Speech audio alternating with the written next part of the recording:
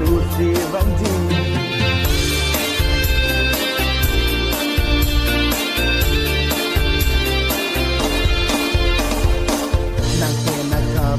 ke jadi damber velo nang juri sona chana nang pena kapre ke jadi damber velo nang juri sona chana run me boche long jia phanse hamra na mano hirjo mene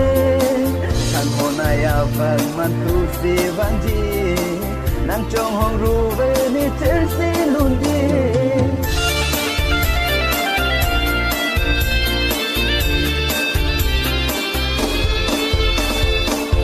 me boche alam che pata ro riti chanam rong ro jui kali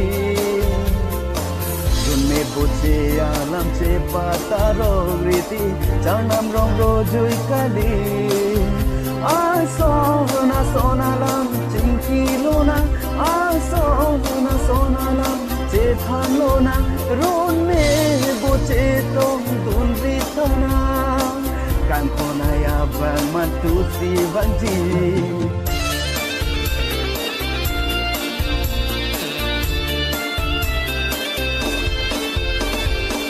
rong ro ki chui pen si le seng pa klar po ji che thane seng han one rong ro ki chui pen si le seng pa klar po ji che thane seng han one unji lita e seng ke hang do kang hona ya bang man tu si vang ji nan chong hong ru ve